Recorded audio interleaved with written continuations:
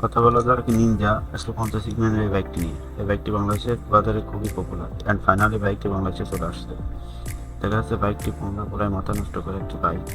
বাইকের লুক পাওয়ার পুরাই আগুনের বাইক।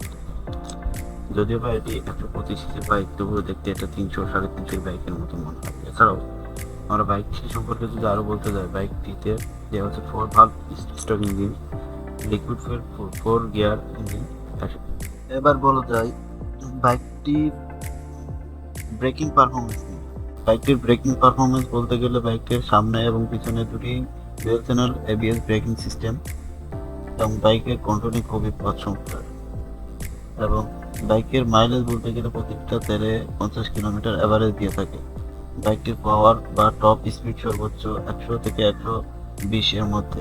যদিও বা এটি 125 সেগমেন্টের একটি বাইক। তো আমার কাছে অনেক ভালো লেগেছে। আপনাদের কাছে কেমন লেগেছে কমেন্টের মতামত জানাবেন। ধন্যবাদ।